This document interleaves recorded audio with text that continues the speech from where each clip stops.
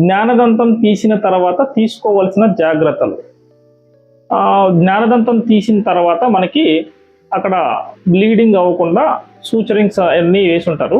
దాని తర్వాత కాటన్ని పెడతారు అక్కడ. ఆ కాటన్ని 1 గంట వరకు మనం కొరికి ఉంచుకోవాలి.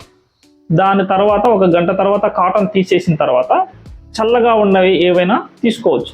ఆ చల్లగా ఉన్నవి కూల్ డ్రింక్స్ కానీ ఐస్ క్రీమ్ కానీ ఏమైనా తీసుకోవచ్చు. ఈ కూల్ డ్రింక్స్ని మాత్రం స్ట్రా అనేది వేసుకొని తీసుకోకూడదు. ఈ స్ట్రా వేసుకోవడం వల్ల ఏమవుతుందంటే నెగిటివ్ ప్రెషర్ బిల్డప్ అయ్యి అక్కడ మనకి క్లాట్ అవ్వాల్సిన దగ్గర బ్లడ్ క్లాట్ డిస్లాడ్జ్ అవుతుంది. సో అందువల్ల మనం స్ట్రా అట్లాంటివి ఏమి వేసుకోకుండా తీసుకోవడం మంచిది. దాని తర్వాత మనకి ఒక 5 డేస్కి డాక్టర్ మందులు అయితే ఏదైతే ఇచ్చున్నారో అవి యూజ్ చేసుకోవాలి. తర్వాత మనకి నెక్స్ట్ డే కానీ ఆ రోజు కానీ మనకి వాపు వచ్చేదానికి అవకాశం ఉంటుంది. ఈ వాపు మనం తగ్గించుకోవాలంటే మనకి ఐస్ ప్యాక్ని యూజ్ చేసుకోవచ్చు. ఐస్ ప్యాక్ పెట్టుకుంటే మనకి వాపు అనేది రాకుండా ఉంటుంది.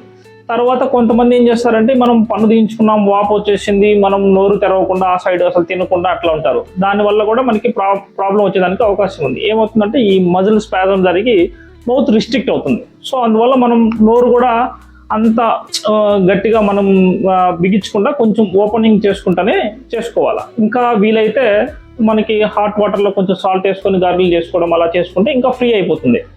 కొంతమందిలో ఏమవుతుందంటే ఈ మజిల్ కాకుండా ఇక్కడ మనకి టీత్ లోపలికి ఉండడం వల్ల పెరాస్థీషియా లాంటి కంప్లైంట్ వచ్చేది అనుకోండి. స్పర్శ లేదు మనకి ఇక్కడంతా అంటుంటారు. దాన్ని అలా వచ్చింది అని కూడా కొంతమంది చెప్తుంటారు. అది ఏం కాదండి, టెంపరీగా అది మళ్ళీ నార్మల్ అయిపోతుంది.